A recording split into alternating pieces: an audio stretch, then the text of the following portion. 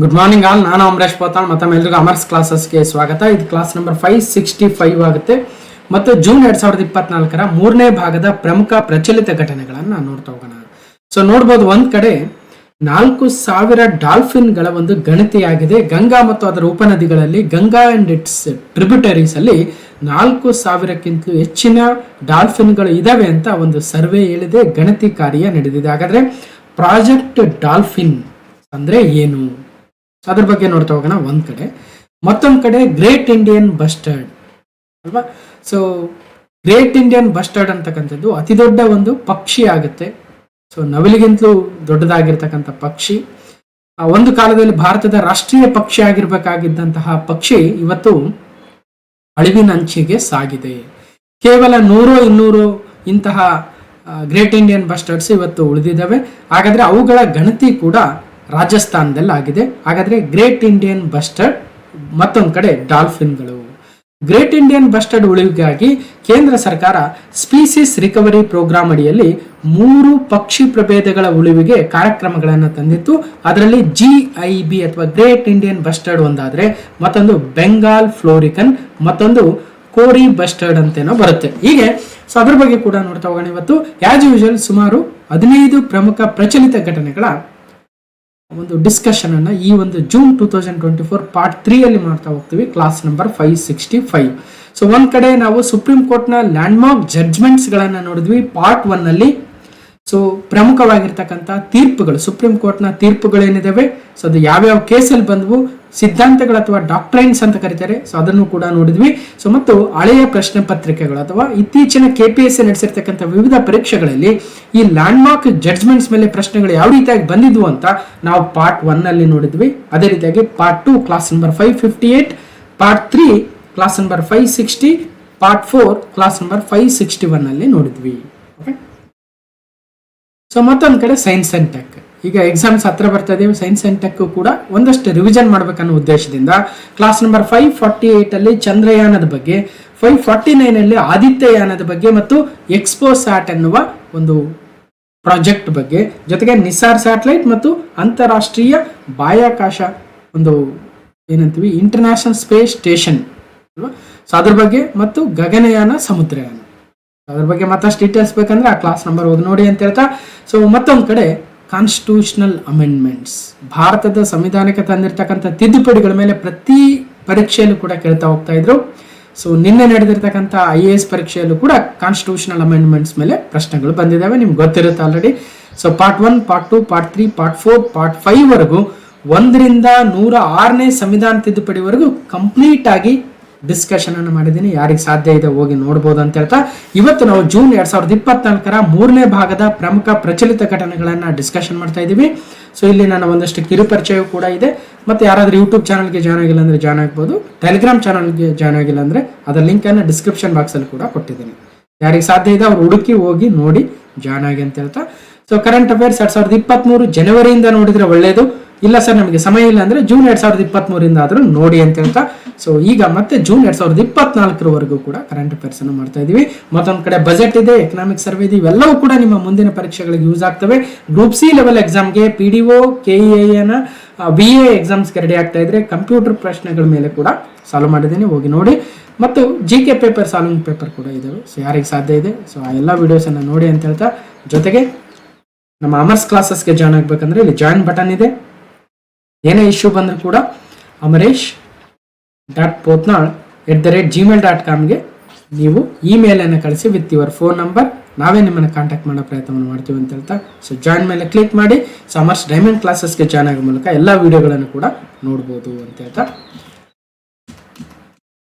Right, ಈಗ ನೇರವಾಗಿ ನಾವು 2024 ಜೂನ್ ತಿಂಗಳ ಮೂರನೇ ಭಾಗದ ಪ್ರಮುಖ ಪ್ರಚಲಿತ ಘಟನೆಗಳ ಮೊದಲನೇ ಪ್ರಶ್ನೆ, ಕ್ವಶನ್ ನಂಬರ್ 1 ಏನಿದೆ. ಇತ್ತೀಚೆಗೆ ಯಾವ ವೈದ್ಯಕೀಯ ಸಂಸ್ಥೆಯು WHO ವರ್ಲ್ಡ್ ಹೆಲ್ತ್ ಆರ್ಗನೈಸೇಷನ್ ನಿಂದ ನೀಡಲಾಗುವ ಮತ್ತು ಆರೋಗ್ಯ ಪ್ರಚಾರಕ್ಕಾಗಿ ನೀಡಲಾಗುವ 2024 ನೆಲ್ಸನ್ ಮಂಡೇಲಾ ಪ್ರಶಸ್ತಿಯನ್ನು ಗೆದ್ದಿದೆ? So recently which medical institution has won the 2024 Nelson Mandela award for the health promotion by WHO? ಅಂದ್ರೆ ಈಗ ಪ್ರಪಂಚದಲ್ಲಿ ಆರೋಗ್ಯವನ್ನ ವೃದ್ಧಿಸೋದಕ್ಕೆ ಅಥವಾ ಉತ್ತಮ ಆರೋಗ್ಯವನ್ನು ಹೊಂದಬೇಕು ಅನ್ನುವ ಒಂದು ಕಾರ್ಯಕ್ರಮಗಳನ್ನ ತರೋ ಮೂಲಕ ಪ್ರಚಾರವನ್ನು ಮಾಡಿರ್ತಕ್ಕಂಥ ಒಂದು ಸಂಸ್ಥೆ ಅಥವಾ ಸೇವೆಯನ್ನು ನೀಡಿರ್ತಕ್ಕಂಥ ಒಂದು ಸಂಸ್ಥೆ ಅಂತ ಕರಿಬಹುದು. ಆ ಸಂಸ್ಥೆಗೆ WHO 2024ನೇ ಸಾಲಿನ ನೆಲ್ಸನ್ ಮಂಡೇಲಾ ಪ್ರಶಸ್ತಿಯನ್ನ ನೀಡಿದೆ. ಯಾರು ನೀಡ್ತಾರೆ ಅಂದ್ರೆ WHO. ಯಾವ ಪ್ರಶಸ್ತಿ ಅಂದ್ರೆ ನೆಲ್ಸನ್ ಮಂಡೇಲಾ ಪ್ರಶಸ್ತಿ. 2024ನೇ ಸಾಲಿನ ನೆಲ್ಸನ್ ಮಂಡೇಲಾ ಪ್ರಶಸ್ತಿಯನ್ನ WHO ಯಾರಿಗೆ ನೀಡಿದೆ ಅಂದ್ರೆ ಬೆಂಗಳೂರಿನ ನಿಮಾನ್ಸ್, ಲಕ್ನೋದ KGMU, ಡೆಲ್ಲಿಯ ಏಮ್ಸ್ ಮತ್ತು ವೆಲ್ಲೂರಿನ CMC ಅಂದ್ರೆ ನಮ್ಮ ಬೆಂಗಳೂರಿನಲ್ಲಿರ್ತಕ್ಕಂಥ ನಿಮಾನ್ಸ್ಗೆ ಈ ಒಂದು 2024ನೇ ಸಾಲಿನ ನೆಲ್ಸನ್ ಮಂಡೇಲಾ ಪ್ರಶಸ್ತಿಯನ್ನ WHO ನೀಡಿದೆ. ನಿಮಾನ್ಸ್ಗೆ ಮಂಡೇಲಾ ಪ್ರಶಸ್ತಿ. ಮಾನಸಿಕ ಆರೋಗ್ಯ ಕ್ಷೇತ್ರದಲ್ಲಿ ಜನಪರ ಸೇವೆಗೆ ಪ್ರೇರಣೆ ಡಾಕ್ಟರ್ ಪ್ರತಿಮಾ ಮೂರ್ತಿ ನಿಮಾನ್ಸ್ನ ನಿರ್ದೇಶಕಿ ಆಗ್ತಾರೆ. ಸಂಸ್ಥೆಯ ಆರೋಗ್ಯ ಜಾಗೃತಿ ಸೇವೆಗೆ ದೊರೆತ ಮನ್ನಣೆ, ಆರೋಗ್ಯದ ಕಾಳಜಿ ವಹಿಸುವ ಭಾರತದ ಯತ್ನಕ್ಕೆ ಸಿಕ್ಕ ಗೌರವ, ನಿಮಾನ್ಸ್ ದೂರದೃಷ್ಟಿಗೆ ದೊರೆತ ಗೌರವ ಮುದ್ರೆ ಅಂತ ಸಂತಸವನ್ನು ವ್ಯಕ್ತಪಡಿಸಿದ್ದಾರೆ. ಆರೋಗ್ಯ ಜಾಗೃತಿ ಮೂಡಿಸುವ ವಿಷಯದಲ್ಲಿ ಗಮನಾರ್ಹ ಸಾಧನೆ ಮಾಡಿದ ಕಾರಣಕ್ಕೆ ಬೆಂಗಳೂರಿನ ನಿಮಾನ್ಸ್ ಅನ್ನ ವಿಶ್ವ ಆರೋಗ್ಯ ಸಂಸ್ಥೆ ಅಥವಾ WHO ತನ್ನ 2024ನೇ ಸಾಲಿನ ನೆಲ್ಸನ್ ಮಂಡೇಲಾ ಪ್ರಶಸ್ತಿಗೆ ಆಯ್ಕೆ ಮಾಡಿದೆ. ಸರಿನಾ? ಸೊ ಅದ್ರ ಬಗ್ಗೆ ಮತ್ತಷ್ಟು ಡೀಟೇಲ್ಸ್ ಇದೆ, ಗೊತ್ತಿರ್ತಕ್ಕಂಥದ್ದು. ನಿಮಾನ್ಸ್ ಉತ್ತಮ ಒಂದು ಸೇವೆಯನ್ನ ನೀಡ್ತಾ ಇದೆ. ಅದಕ್ಕೆ ಇವತ್ತು WHO ತನ್ನ ಈ ಒಂದು ಪ್ರತಿಷ್ಠಿತವಾಗಿರ್ತಕ್ಕಂಥ ನೆಲ್ಸನ್ ಮಂಡೇಲಾ ಪ್ರಶಸ್ತಿಯನ್ನು ನೀಡ್ತಾ ಬರ್ತಾ ಇದೆ. ರೈಟ್. ಸೊ ಈ ಸಂದರ್ಭದಲ್ಲಿ ಟೆಡ್ರಸ್ ಅಧನಮ್ ಅವರು WHO ಮುಖ್ಯಸ್ಥರು ಮತ್ತು ಈ ಒಂದು ಪ್ರಶಸ್ತಿಯನ್ನ ನಿಮಾನ್ಸ್ನ ನಿರ್ದೇಶಕಿ ಪ್ರತಿಮಾ ರೆಡ್ಡಿರವರು, ಪ್ರತಿಮಾ ಮೂರ್ತಿ ಅಂತ ಕೊಟ್ಟಿದ್ದಾರೆ, ಒಂದ್ ಕಡೆ ಪ್ರತಿಮಾ ರೆಡ್ಡಿ ಅಂತಿದೆ, ಮೋಸ್ಟ್ಲಿ ಪ್ರತಿಮಾ ಮೂರ್ತಿರವರು ನಾವು ಹಿಂದೆ ಕೂಡ ನಿರ್ದೇಶಕಿ ಆದಾಗ ಹೇಳಿದ್ವಿ ಅನ್ಸುತ್ತೆ. ಸೊ ಅವರು ಈ ಒಂದು ಪ್ರಶಸ್ತಿಯನ್ನ ಸ್ವೀಕರಿಸಿದ್ರು. ಕೇಳಬಹುದು ಪ್ರಶ್ನೆ, ಸೊ ಬೆಂಗಳೂರಲ್ಲಿರ್ತಕ್ಕಂಥ ನಿಮಾನ್ಸ್ನ ಒಂದು ನಿರ್ದೇಶಕಿ ಯಾರು ಅಂತ ಕೇಳ್ಬೋದು. ಮತ್ತೆ ನಿಮಾನ್ಸ್ನ ವಿಸ್ತೃತ ರೂಪ ಕೇಳ್ಬೋದು. National institute of medical health and neuro sciences NIMHANS ಅಂತ ಬೆಂಗಳೂರಲ್ಲಿ ತನ್ನ ಪ್ರಧಾನ ಕಚೇರಿಯನ್ನ ಹೊಂದಿದೆ. ಓಕೆ, ನೆಲ್ಸನ್ ಮಂಡೇಲಾ ಅವರ ನೆನಪಿನಲ್ಲಿ ಈ ಒಂದು ಪ್ರಶಸ್ತಿಯನ್ನು ನೀಡ್ತಾ ಇದ್ದಾರೆ. National institute of mental health and neuro sciences ಬೆಂಗಳೂರಿನಲ್ಲಿ ತನ್ನ ಪ್ರಧಾನ ಕಚೇರಿಯನ್ನ ಹೊಂದಿದೆ. ಪ್ರತಿಮಾ ಮೂರ್ತಿ ಇದರ ನಿರ್ದೇಶಕಿಯಾಗಿದ್ದಾರೆ ಅಥವಾ ಡೈರೆಕ್ಟರ್ ಆಗಿದ್ದಾರೆ ಅನ್ನೋದನ್ನ ಗಮನಿಸಬೇಕು. NIMHANS receives Nelson Mandela award for contribution to the mental health ಅಂತ UN ನೆಲ್ಸನ್ ಮಂಡೇಲಾ ಪ್ರೈಸ್. ಸರಿ, ಇನ್ನು ವಿಶ್ವ ಆರೋಗ್ಯ ಸಂಸ್ಥೆ ಸ್ವಿಟ್ಜರ್ಲೆಂಡ್ನ ಜಿನೇವಾದಲ್ಲಿರ್ತಕ್ಕಂಥ ಪ್ರಧಾನ ಕಚೇರಿಯನ್ನು ಹೊಂದಿರುವ WHO 1948 7 ಏಪ್ರಿಲ್ ಅಂದು ಸ್ಥಾಪನೆಯಾಗಿತ್ತು. ಹಾಗಾಗಿ WHO ಅಥವಾ ವರ್ಲ್ಡ್ ಹೆಲ್ತ್ ಆರ್ಗನೈಸೇಷನ್ ವಿಶ್ವ ಆರೋಗ್ಯ ಸಂಸ್ಥೆಯ ಸಂಸ್ಥಾಪನಾ ದಿನವಾಗಿರ್ತಕ್ಕಂಥ 7 ಏಪ್ರಿಲ್ ಅನ್ನ ನಾವು ವಿಶ್ವ ಆರೋಗ್ಯ ದಿನ ಅಂತ ಕೂಡ ಆಚರಣೆ ಮಾಡ್ತೀವಿ, ನೆನಪಿಡಬೇಕು. ಅಂತಾರಾಷ್ಟ್ರೀಯ ಸಾರ್ವಜನಿಕ ಆರೋಗ್ಯದ ಜವಾಬ್ದಾರಿಯನ್ನು ಹೊಂದಿರುವ ವಿಶ್ವಸಂಸ್ಥೆಯ ವಿಶೇಷ ಅಂಗಸಂಸ್ಥೆಯೂ ಕೂಡ ಆಗುತ್ತೆ WHO. ಇದರ ಒಂದು ಮುಖ್ಯಸ್ಥರಾಗಿ ಇವತ್ತು ಡೈರೆಕ್ಟರ್ ಜನರಲ್ ಆಗಿ ಟೆಡ್ರಸ್ ಅಧನಮ್ ಅವರಿದ್ದಾರೆ. ಇವರು ಹಿಂದೆ ಇಥಿಯೋಪಿಯಾದ ಆರೋಗ್ಯ ಮಂತ್ರಿಯಾಗಿ ಕೂಡ ಕಾರ್ಯನಿರ್ವಹಿಸಿದ್ರು. ಟೆಡ್ರಸ್ ಅಧನಮ್ ಅವರು ಇವರು ಈಗ 2ನೇ ಅವಧಿಗೆ ಈ ಒಂದು WHO ಅಧ್ಯಕ್ಷರಾಗಿ ಅಥವಾ ಡೈರೆಕ್ಟರ್ ಜನರಲ್ ಆಗಿ ಕಾರ್ಯನಿರ್ವಹಿಸ್ತಾ ಇದ್ದಾರೆ. ಟೆಡ್ರಸ್ ಅಧನಮ್ WHO ಒಂದು ಮುಖ್ಯಸ್ಥರು. ಇನ್ನು 2ನೇ ಪ್ರಶ್ನೆ, ಬೆಂಗಳೂರು ದೊಡ್ಡ ಆಲದ ಮರ ಉಳಿಸಿ ಮ್ಯಾರಥಾನ್ ಜೂನ್ 16ಕ್ಕೆ. Bengaluru save the big banyan tree. Bengaluru ಅಂದ ತಕ್ಷಣ ದೊಡ್ಡ ಆಲದ ಮರದ ಬಗ್ಗೆ ನಿಮಗೆ ಗೊತ್ತಿರಬಹುದು. ಅದ್ರ ಬಗ್ಗೆ ಒಂದಷ್ಟು ಡೀಟೇಲ್ಸ್ ಇದೆ. ದೊಡ್ಡ ಆಲದ ಮರ ಉಳಿಸಿ ಮ್ಯಾರಥಾನ್ ಸ್ಟಾರ್ಟ್ ಆಗಿದೆ. ಯಾಕೆ ಇದು ನ್ಯೂಸ್ ಆಗುತ್ತೆ ಅಂದ್ರೆ, ನಗರದ ಕೇತವಳ್ಳಿ ಗ್ರಾಮದಲ್ಲಿರುವ ದೊಡ್ಡ ಆಲದ ಮರವನ್ನು ಉಳಿಸಲು ಯೂನಿವರ್ಸಲ್ ಸ್ಕೂಲ್ ಆಫ್ ಅಡ್ಮಿನಿಸ್ಟ್ರೇಷನ್ ವತಿಯಿಂದ ದೊಡ್ಡ ಆಲದ ಮರವನ್ನು ಉಳಿಸಿ ಎಂಬ ಘೋಷವಾಕ್ಯದಡಿ ಮ್ಯಾರಥಾನ್ ಕೂಡ ಇತ್ತೀಚೆಗೆ ಮಾಡಿದ್ರು. ಸೊ ಈ ಮ್ಯಾರಥಾನ್ ನಡೆದಿದೆ, ಯಾರು ನಡೆಸಿದ್ದಾರೆ ಅನ್ನೋದಕ್ಕಿಂತ ಒಂದು ವಿಚಾರ ಇಲ್ಲಿ ಇಂಪಾರ್ಟೆಂಟ್ ಆಗುತ್ತೆ. ಆಲದ ಮರ ಮತ್ತು ಆ ಪ್ರದೇಶದ ಅಭಿವೃದ್ಧಿಗಾಗಿ ವರದಿ ಸಲ್ಲಿಸಲು 2019ರಲ್ಲಿ ಪರಿಸರವಾದಿ ಆನ ಯಲ್ಲಪ್ಪ ರೆಡ್ಡಿ ಅವರ ನೇತೃತ್ವದಲ್ಲಿ ತಜ್ಞರ ಸಮಿತಿಯನ್ನ ರಚಿಸಲಾಗಿತ್ತು. ಆಲದ ಮರದ ಆಸುಪಾಸಿನಲ್ಲಿರ್ತಕ್ಕಂಥ ಕನಿಷ್ಠವಾಗಿ 2.5 ಎಕರೆ ಭೂಮಿಯನ್ನ ಸ್ವಾಧೀನಪಡಿಸಿ ತೋಟಗಾರಿಕೆ ಇಲಾಖೆಗೆ ಹಸ್ತಾಂತರಿಸಬೇಕು ಮತ್ತು ತೋಟಗಾರಿಕೆ ಇಲಾಖೆಯು ಈ ಒಂದು 400 ವರ್ಷಗಳ ಇತಿಹಾಸವನ್ನು ಹೊಂದಿರತಕ್ಕಂಥ ದೊಡ್ಡ ಆಲದ ಮರದ ಸುತ್ತಲಿನ ಪ್ರದೇಶವನ್ನು ಸಂರಕ್ಷಿಸಿ ಅದನ್ನು ಅಭಿವೃದ್ಧಿಪಡಿಸಬೇಕನ್ನೋ ಉದ್ದೇಶಕ್ಕೆ ಆನ ಯಲ್ಲಪ್ಪ ರೆಡ್ಡಿ ನೇತೃತ್ವದಲ್ಲಿ ಒಂದು ತಜ್ಞರ ಸಮಿತಿಯನ್ನ ದೊಡ್ಡ ಆಲದ ಮರದ ಉಳಿವಿಗಾಗಿ ರಚಿಸಲಾಗಿತ್ತು. ಹಾಗಾದ್ರೆ ದೊಡ್ಡ ಆಲದ ಮರ ಹೆಸರು ಹೇಳ್ತಾ ಇದೆ, it's a very big banyan tree ಅಂತ. ಸೊ ಎಲ್ಲಿದೆ? ಬೆಂಗಳೂರಿನ ಕೇತವಳ್ಳಿ ಗ್ರಾಮದಲ್ಲಿ ನೆಲೆಗೊಂಡಿರ್ತಕ್ಕಂಥ ಸುಮಾರು 400 ವರ್ಷಗಳಷ್ಟು ಹಳೆಯದಾಗಿರ್ತಕ್ಕಂಥ ದೈತ್ಯ ಆಲದ ಮರವಾಗುತ್ತೆ. ಫಿಕಸ್ ಬೆಂಗಾಲೆನ್ಸಿಸ್ ಅಂತ ಸೈಂಟಿಫಿಕ್ ನೇಮ್ ಅನ್ನು ಕೂಡ ಹೊಂದಿದೆ. ಸೊ ಫಿಕಸ್ ಬೆಂಗಲೆನ್ಸಿಸ್ ಬ್ಯಾನಿಯನ್ ಟ್ರೀ ನಮ್ಮ ದೇಶದ ನ್ಯಾಷನಲ್ ಟ್ರೀ ಕೂಡ ಆಗುತ್ತೆ, ದೊಡ್ಡ ಆಲದ ಮರ ಅಥವಾ ಸಾಮಾನ್ಯವಾಗಿ ಆಲದ ಮರವಾಗುತ್ತೆ. ಸೊ ಈ ಒಂದು ಆಲದ ಮರದ ಬಗ್ಗೆ ಒಂದು ಪ್ರಶ್ನೆ ಕೂಡ ಬಂದಿತ್ತು. Civil PC HK reason paper 10/12/2023 ಕಳೆದ ಒಂದು PC ಎಕ್ಸಾಮ್ ಅಲ್ಲಿ ಬಂದಿತ್ತು. ಏನಂತ 25ನೇ ಪ್ರಶ್ನೆ ನೋಡಿರ್ತೀರಾ. ಕೆಳಗಿನವುಗಳಲ್ಲಿ ಯಾವುದು ಕರ್ನಾಟಕದ ಜೈವಿಕ ವೈವಿಧ್ಯತೆಯ ಪರಂಪರೆಯ ತಾಣವಲ್ಲ? ನೋಡಿ, which of the following is not A biodiversity heritage sites of Karnataka? ಕೆಳಗೆ ನೀಡಿರ್ತಕ್ಕಂಥವುಗಳಲ್ಲಿ ಯಾವುದು ಒಂದು ಕರ್ನಾಟಕದ ಜೀವ ವೈವಿಧ್ಯತೆಯ ಪರಂಪರೆಯ ತಾಣವಲ್ಲ? ನಿನ್ನೆ ಎಕ್ಸಾಮ್ ಅಲ್ಲಿ ಕೇಳಿದರೆ ICH ಸೈಟ್ಗಳ ಬಗ್ಗೆ ಕೇಳಿದರೆ. ಸೊ ಎಕ್ಸಾಮ್ ಅಲ್ಲಿ ನಮ್ಮ ಕರ್ನಾಟಕದ ಎಕ್ಸಾಮ್ ಅಲ್ಲಿ ಬಯೋಡೈವರ್ಸಿಟಿ ಹೆರಿಟೇಜ್ ಸೈಟ್ಗಳ ಬಗ್ಗೆ ಕೇಳಿದರೆ ಅದು ಕರ್ನಾಟಕಕ್ಕೆ ಪರ್ಟಿಕ್ಯುಲರ್ ಆಗಿ ಅಂಬಾರಗುಡ್ಡ ಅಥವಾ ಅಮರಗುಡ್ಡ, ಗಾಂಧಿ ಕೃಷಿ ವಿಜ್ಞಾನ ಕೇಂದ್ರ GKVK ಕ್ಯಾಂಪಸ್ ಅಥವಾ ನಲ್ಲೂರು ಹುಣಸೆ ತೋಪಾಗಿರ್ಬೋದು. ದೊಡ್ಡ ಆಲದ ಮರ ನೋಡಿ, ದೊಡ್ಡ ಆಲದ ಮರ ಒಂದು ಕರ್ನಾಟಕದ ಜೈವಿಕ ವೈವಿಧ್ಯತೆಯ ಪರಂಪರೆಯ ತಾಣ ಹೌದಾ ಅಂದ್ರೆ ಅಲ್ಲ. ಉಳಿದಿರ್ತಕ್ಕಂಥ ಅಂಬಾರಗುಡ್ಡ, ಗಾಂಧಿ ಕೃಷಿ ವಿಜ್ಞಾನ ಕೇಂದ್ರ ಕ್ಯಾಂಪಸ್ಸು, ನಲ್ಲೂರು ಟ್ಯಾಮರೆಂಡ್ ಗ್ರೋವ್ ಇವೆಲ್ಲವೂ ಕೂಡ ಕರ್ನಾಟಕದ ಜೈವಿಕ ವೈವಿಧ್ಯತೆಯ ಪರಂಪರೆಯ ತಾಣಗಳಲ್ಲಿ ಸೇರ್ಪಡೆಗೊಂಡಿದ್ದಾವೆ. ಆದರೆ ದೊಡ್ಡ ಆಲದ ಮರ ಇನ್ನೂ ಸೇರ್ಪಡೆಗೊಂಡಿಲ್ಲ.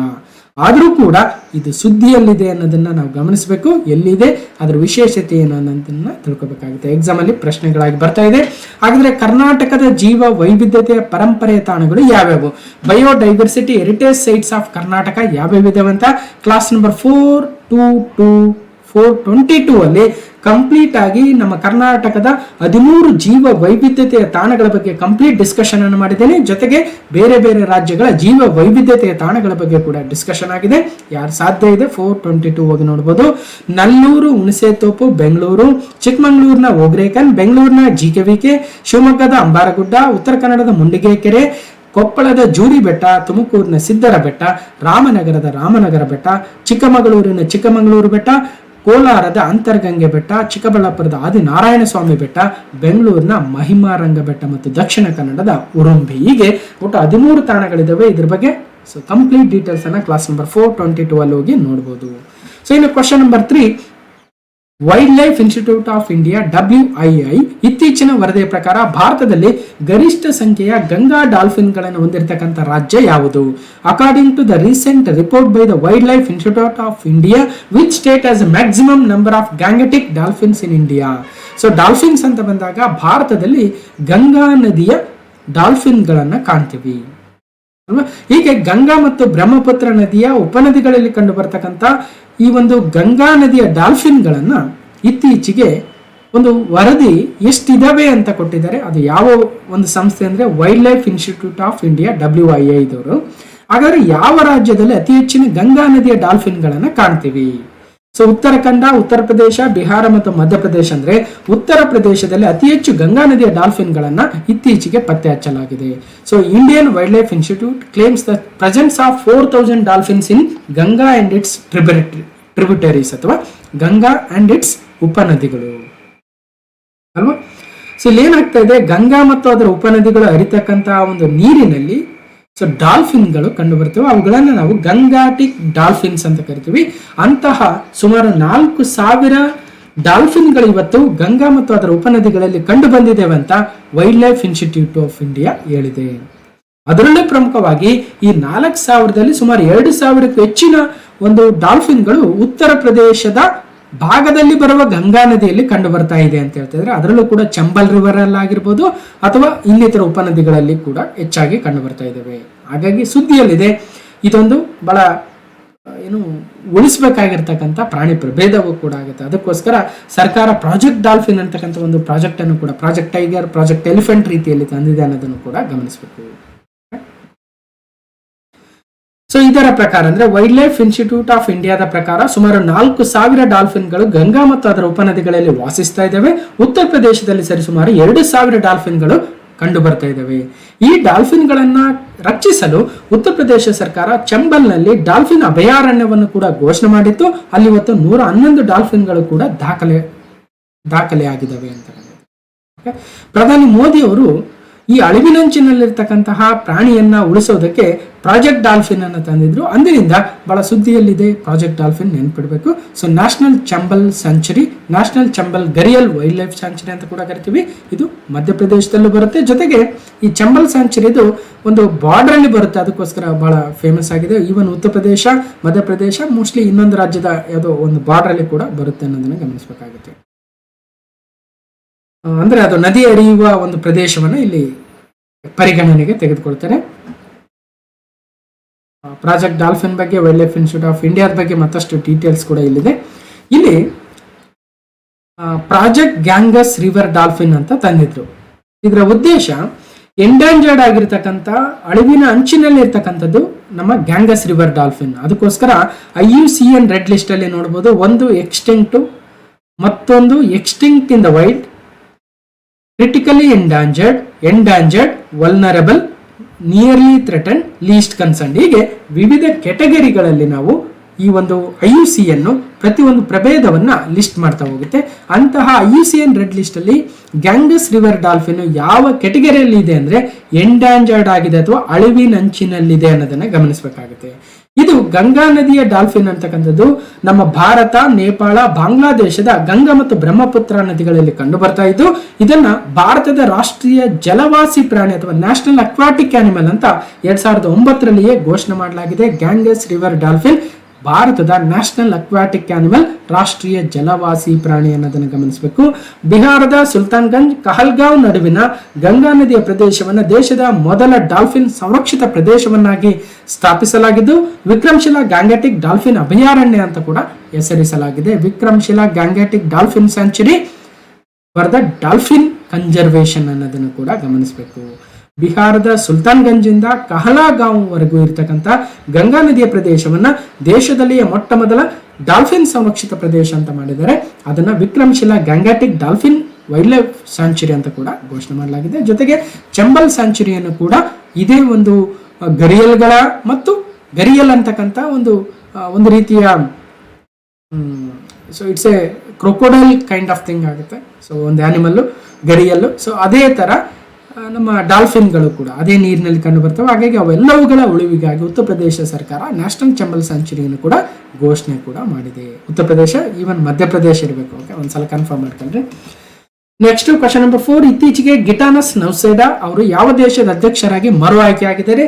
Recently Gitanas Nauseda has been reelected as a president of which country?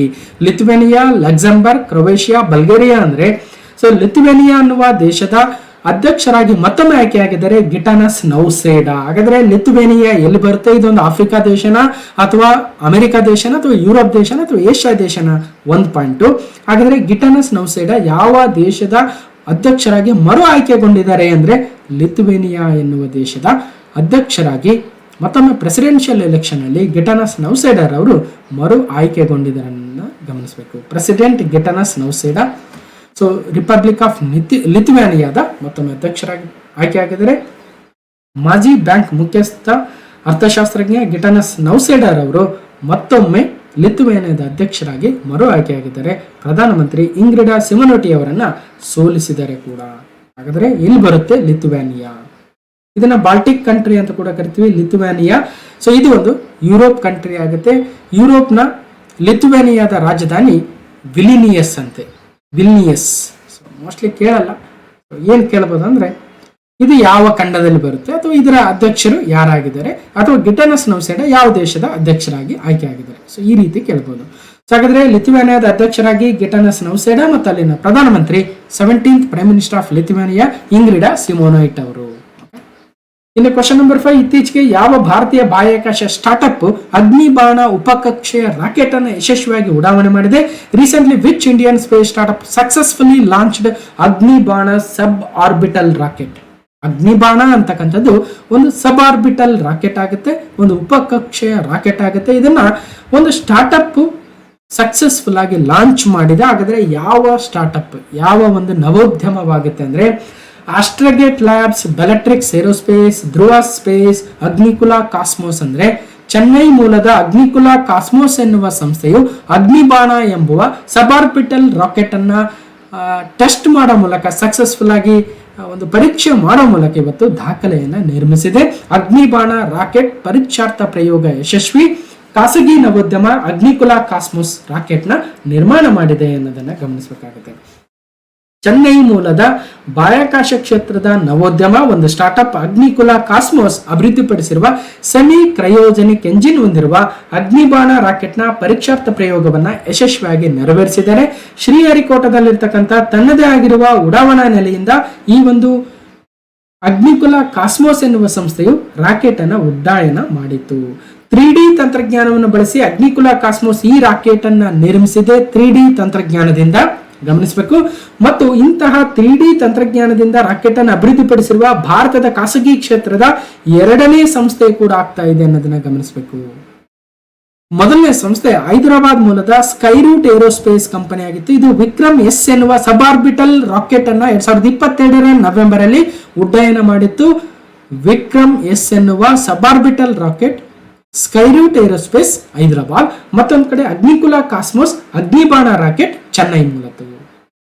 ಈ ರಾಕೆಟ್ ಭೂಮಿಯ ಕಕ್ಷೆ ಸೇರುವುದಕ್ಕೆ ಬೇಕಾದುದಕ್ಕಿಂತ ಕಡಿಮೆ ವೇಗದಲ್ಲಿ ನಿರ್ದಿಷ್ಟ ಎತ್ತರದವರೆಗೆ ಹಾರಿ ಮರಳಿ ಭೂಮಿಯನ್ನ ಸೇರಿತು. ಸೊ ಈ ರಾಕೆಟ್ ಇಂತಹ ಹಾರಾಟಕ್ಕೆ ಸಬ್ ಆರ್ಬಿಟಲ್ ಫ್ಲೈಟ್ ಎನ್ನುತ್ತಾರೆ. ಏನಂದ್ರೆ ಭೂಮಿಯ ಕಕ್ಷೆ ಸೇರುವುದಕ್ಕೆ ಬೇಕಾದುದಕ್ಕಿಂತ ಕಡಿಮೆ ವೇಗದಲ್ಲಿ ಒಂದು ನಿರ್ದಿಷ್ಟ ಎತ್ತರದವರೆಗೆ ಹೋಗಿ ಮರಳಿ ಭೂಮಿಗೆ ಬರುತ್ತೆ ಅಂತ ಅದನ್ನ ಮೋಸ್ಟ್ಲಿ ಸಬ್ ಆರ್ಬಿಟಲ್ ಫ್ಲೈಟ್ ಅಂತ ಕರೀತಾರೆ. ನಾವು ಇನ್ನು ಅದ್ರ ಬಗ್ಗೆ ಬೇರೆ ಕಡೆ ತಿಳ್ಕೊಳ್ಳೋಣ. ಈಗ ಸದ್ಯ ಇಷ್ಟು ಸಾಕು ಅನ್ಸುತ್ತೆ. ಶ್ರೀಹರಿಕೋಟದಲ್ಲಿರ್ತಕ್ಕಂಥ ತನ್ನ ಉಡ್ಡಯನ ನೆಲೆಯಿಂದ ಚೆನ್ನೈ ಮೂಲದ ಅಗ್ನಿಕುಲ ಕಾಸ್ಮೋಸ್ ಸಂಸ್ಥೆ ತಾನು ಅಭಿವೃದ್ಧಿಪಡಿಸಿರುವ ಅಗ್ನಿಬಾಣ ರಾಕೆಟ್ನ ಪರೀಕ್ಷಾರ್ಥ ಉಡ್ಡಯನವನ್ನ ಯಶಸ್ವಿಯಾಗಿ ಮಾಡಿತು. ಇದೊಂದು 3D ತಂತ್ರಜ್ಞಾನ ಆಧಾರಿತ ಸೆಮಿ ಕ್ರಯೋಜೆನಿಕ್ ಎಂಜಿನ್ ಹೊಂದಿರುವ ದೇಶದ ಪ್ರಪ್ರಥಮ ರಾಕೆಟ್ ಕೂಡ ಆಗುತ್ತೆ ಅನ್ನೋದನ್ನ ಗಮನಿಸಬೇಕಾಗುತ್ತೆ. ಸೊ ನೆನ್ಪಿಡಿ, ಅಗ್ನಿಬಾಣ ಉಡಾವಣೆ ಯಶಸ್ವಿ. ಸೊ ಇಲ್ಲಿ 2-3 ಪಾಯಿಂಟ್. ಒಂದು ಕಂಪನಿ ಯಾವುದಂದ್ರೆ ಅಗ್ನಿಕುಲ್ ಕಾಸ್ಮೋಸ್ ಮೊದಲ 3D ಸಿಂಗಲ್ ಪೀಸ್ ಮುದ್ರಿತ ರಾಕೆಟ್ ಎಂಜಿನ್ ಆಗುತ್ತೆ ಮತ್ತು ಇದು ಚೆನ್ನೈ ಮೂಲದ ಕಂಪನಿ ಆಗುತ್ತೆ. ಸೊ ಅಗ್ನಿಬಾಣ ಅದರ ಹೆಸರಾಗುತ್ತೆ. ಅಗ್ನಿಬಾಣ ಸಾಟೆಟ್ 01 ಅಂತೆ ಅಗ್ನಿಕುಲ ಕಾಸ್ಮೋಸ್. ಈ ಹಿಂದೆ 2024 ಏಪ್ರಿಲ್ ತಿಂಗಳ ಪಾರ್ಟ್ 3 ಅಲ್ಲಿ ಕೂಡ ಮಾತಾಡಿದ್ವಿ. ಇತ್ತೀಚೆಗೆ ಯಾವ ಬಾಹ್ಯಾಕಾಶ ಕಂಪನಿಯು ಇಸ್ರೋದ ಪ್ರಪಲ್ಷನ್ ಟೆಸ್ಟ್ ಬೆಡ್ ಅಲ್ಲಿ ಕಲಾಂ 250 ಅನ್ನು ಯಶಸ್ವಿಯಾಗಿ ಪರೀಕ್ಷೆ ಮಾಡಿತ್ತು ಅಂದ್ರೆ ಅದು ಸ್ಕೈರೂಟ್ ಏರೋಸ್ಪೇಸ್ ಆಗಿತ್ತು. Skyroot Aerospace Vikram 1 space launch vehicle ಅನ್ನು ಕೂಡ ಟೆಸ್ಟ್ ಮಾಡ್ತಾ ಇದೆ. ಒಂದ್ ಕಡೆ Skyroot Aerospace from the Hyderabad, ಮತ್ತೊಂದ್ ಕಡೆ Agnikul Cosmos from the Chennai. So ಭಾರತದ ನವೋದ್ಯಮಗಳಾಗ್ತವೆ ಮತ್ತು ಅದು ಬಾಹ್ಯಾಕಾಶ ಕ್ಷೇತ್ರದಲ್ಲಿ ಬಹಳಷ್ಟು ಸಾಧನೆಯನ್ನು ಮಾಡ್ತಾ ಇದ್ದೇವೆ, ಡಿಫೆನ್ಸ್ ಕ್ಷೇತ್ರದಲ್ಲಿ ಅನ್ನೋದನ್ನು ಕೂಡ ಗಮನಿಸಬೇಕು. Question number 6. ಇತ್ತೀಚೆಗೆ ಅಲಾಸ್ಕಾದಲ್ಲಿ ನಡೆದ ರೆಡ್ ಫ್ಲಾಗ್ 24 ಮಿಲಿಟರಿ ವ್ಯಾಯಾಮದ ಪ್ರಾಥಮಿಕ ಗುರಿ ಏನಾಗಿತ್ತು? What is the primary aim of the red flag 24 exercise recently held in the Alaska? ಏನಾಗಿತ್ತು ಗುರಿ? ಒಂದು, ಈ ರೆಡ್ ಫ್ಲಾಗ್ 24 ಎಕ್ಸರ್ಸೈಸ್ ಅಂತಕ್ಕಂಥದ್ದು ಯಾವ ದೇಶ ನಡೆಸಿಕೊಟ್ಟಿರ್ತಕ್ಕಂಥ ಒಂದು ಮಿಲಿಟರಿ ಎಕ್ಸರ್ಸೈಸ್ ಆಗುತ್ತೆ. ಇದರಲ್ಲಿ ಎಷ್ಟು ದೇಶಗಳು ಭಾಗವಹಿಸಿದ್ವು ಮತ್ತು ಇದರ ಉದ್ದೇಶ ಏನಾಗಿತ್ತು, ಇದರಲ್ಲಿ ಭಾರತ ಭಾಗವಹಿಸುತ್ತಾ ಇಲ್ವಾ, ಹೀಗೆ ಸಾಕಷ್ಟು ವಿಚಾರಗಳು ನಿನ್ನೆ ಎಕ್ಸಾಮ್ ಅಲ್ಲಿ ಕೂಡ ಕೇಳಿದ್ದಾರೆ. ಮಿಲಿಟರಿ ಎಕ್ಸರ್ಸೈಸಸ್ ಮೇಲೆ ಅದರ ಉದ್ದೇಶ ಏನು, ಅದನ್ನು ಯಾರು ನಡೆಸಿಕೊಟ್ರು, ಎಷ್ಟು ದೇಶಗಳು ಭಾಗವಹಿಸಿದ್ವು ಅಂತ ಸ್ಟೇಟ್ಮೆಂಟ್ ವೈಸ್ ಕೊಟ್ಟಿದ್ದಾರೆ, ಗಮನಿಸಬೇಕಾಗಿತ್ತು ನಾವು ಅಲ್ವಾ. ಹೀಗೆ ಅಲಾಸ್ಕಾದಲ್ಲಿ, ಅಮೆರಿಕದ ಅಲಾಸ್ಕಾದಲ್ಲಿ ನಡೆದಿರ್ತಕ್ಕಂಥ ರೆಡ್ ಫ್ಲಾಗ್ 24 ಮಿಲಿಟರಿ ವ್ಯಾಯಾಮದ ಮೂಲ ಉದ್ದೇಶ ಏನಾಗಿತ್ತು ಅಂದ್ರೆ to integrate the air crew in a multi national environment through advanced aerial combat training. ಬಹು ರಾಷ್ಟ್ರಗಳ ಒಂದು ಕಾಂಬಿನೇಷನ್ ನಲ್ಲಿ ಯುದ್ಧ ತರಬೇತಿಯನ್ನು ನೀಡುವ ಮೂಲಕ ಸುಧಾರಿತವಾಗಿರ್ತಕ್ಕಂಥ ವೈಮಾನಿಕ ಒಂದು ಏರ್ ಕ್ರೂಗಳನ್ನು ಸಂಯೋಜನೆ ಮಾಡಬೇಕು. ಬೇರೆ ಬೇರೆ ದೇಶಗಳ ಏನು ಮಿಲಿಟರಿ ಬಂದಿರುತ್ತೆ, ಅಥವಾ ನಾವು ಇಂಡಿಯನ್ ಏರ್ಫೋರ್ಸ್ ಜೊತೆಗೆ ಅಮೆರಿಕದ ಏರ್ಫೋರ್ಸ್, ಬೇರೆ ಬೇರೆ ದೇಶಗಳ ಏರ್ಫೋರ್ಸ್ ಬಂದಿರುತ್ತೆ, ಅವ್ರ ಜೊತೆ ಎಲ್ಲ ಕಾಂಬಿನೇಷನ್ ಆಗಿ ಮಾಡಿ ಅನಿವಾರ್ಯ ಬಿದ್ದಾಗ ಎಲ್ಲ ದೇಶಗಳು ಒಳ್ಳೆ ಕೋಆರ್ಡಿನೇಷನ್ ಒಂದಿಗೆ ಸಹಕಾರದಿಂದ ಎದುರಿಸಬೇಕಾಗುತ್ತೆ. ಅದು ಯುದ್ಧ ಆಗಿರಲಿ ಅಥವಾ ಬೇರೆ ಇನ್ನೊಂದು ಯಾವುದೋ ನ್ಯಾಚುರಲ್ ಕೆಲಾಮಿಟಿ ಆಗಿರಲಿ ಅಲ್ವಾ. ಸೊ ಅಂಥ ಉದ್ದೇಶದಿಂದ ನಮ್ಮ ಭಾರತದ ವಾಯುಪಡೆ ಅಥವಾ ಇಂಡಿಯನ್ ಏರ್ಫೋರ್ಸ್ ಕೂಡ ಈ ಒಂದು ಅಲಾಸ್ಕಾದಲ್ಲಿ ನಡೆದಿರುವ ರೆಡ್ ಫ್ಲಾಗ್ 24 ಎಕ್ಸರ್ಸೈಸ್ ಅಲ್ಲೂ ಕೂಡ ಭಾಗವಹಿಸಿತ್ತು. ಸೊ 16 ಡೇ ಮಲ್ಟಿ ನೇಷನ್ ಅಂದ್ರೆ 16 ದಿನಗಳ ಬಹುರಾಷ್ಟ್ರೀಯ ಒಂದು ಸಮರಾಭ್ಯಾಸವಾಗುತ್ತೆ. ರೆಡ್ ಫ್ಲಾಗ್ 24 ಮೇ 30ರಿಂದ ಜೂನ್ 14ರವರೆಗೂ ಅಮೆರಿಕದ ಅಲಾಸ್ಕಾದಲ್ಲಿ ಈ ಒಂದು ದೊಡ್ಡ ಬಹುರಾಷ್ಟ್ರೀಯ ಮಿಲಿಟರಿ ಸಮರಾಭ್ಯಾಸ ನಡೆದಿತ್ತು. ನಮ್ಮ ಭಾರತೀಯ ವಾಯುಪಡೆ ಕೂಡ ಅಲ್ಲಿ ಹೋಗಿತ್ತು ಅನ್ನೋದನ್ನ ಗಮನಿಸಬೇಕಾಗುತ್ತೆ. ಭಾರತೀಯ ವಾಯುಪಡೆ ಪ್ರೆಸಿಡೆಂಟ್ ದ್ರೌಪದಿ ಮುರ್ಮು ಅವರು ಕಮಾಂಡರ್ ಇನ್ ಚೀಫ್ ಆಗಿರ್ತಾರೆ. ಜನರಲ್ ಅನಿಲ್ ಚೌಹಾಣ್ ಅವರು ಚೀಫ್ ಆಫ್ ಡಿಫೆನ್ಸ್ ಸ್ಟಾಫ್ ಆದರೆ BR ಚೌಧರಿ ರವರು chief of the air staff ಆಗ್ತಾರೆ ಅಥವಾ ವಾಯುಪಡೆಯ ಮುಖ್ಯಸ್ಥರಾಗ್ತಾರೆ. Red flag 24 exercise Bharat, America ಮತ್ತು ಇತರೆ ದೇಶಗಳು 16 ಮಲ್ಟಿನ್ಯಾಷನಲ್ ಒಂದು ಮಿಲಿಟರಿ ಎಕ್ಸರ್ಸೈಸ್ ಆಗುತ್ತೆ. ಮೇ 30ರಿಂದ ಜೂನ್ 14ರವರೆಗೂ ಯುನೈಟೆಡ್ ಸ್ಟೇಟ್ಸ್ನ ಅಲಸ್ಕಾದಲ್ಲಿ ಇದು ನಡೆದಿತ್ತು. ಇನ್ನು ಕ್ವಶನ್ ನಂಬರ್ 7, ASMPA ಒಂದು ಸೂಪರ್ಸಾನಿಕ್ ಕ್ರೂಸ್ ಮಿಸೈಲ್ ಆಗುತ್ತೆ. ಇದನ್ನ ಯಶಸ್ವಿ ಪರೀಕ್ಷೆಯನ್ನು ಯಾವ ದೇಶ ಇತ್ತೀಚೆಗೆ ನಡೆಸಿತು? Which country recently conducted A successful test of the ASMPA supersonic cruise missile? ASMPA ಒಂದು ದೇಶದ ಒಂದು ಸೂಪರ್ಸಾನಿಕ್ ಕ್ರೂಸ್ ಮಿಸೈಲ್ ಆಗುತ್ತೆ. ಹಾಗಾದ್ರೆ ಯಾವ ದೇಶದ್ದು ಇತ್ತೀಚೆಗೆ ಸಕ್ಸಸ್ಫುಲ್ ಆಗಿ ಟೆಸ್ಟ್ ಮಾಡಿದ್ದಾರೆ ಅಂದ್ರೆ ರಷ್ಯಾ, ಫ್ರಾನ್ಸ್, ಜಪಾನ್, ಚೀನಾ. ಅಂದ್ರೆ ಫ್ರಾನ್ಸ್ ದೇಶದ ASMPA ಸೂಪರ್ಸಾನಿಕ್ ಕ್ರೂಸ್ ಕ್ಷಿಪಣಿಯ ಪರೀಕ್ಷಾರ್ಥ ಪ್ರಯೋಗ ಇತ್ತೀಚೆಗೆ ಆಗಿತ್ತು.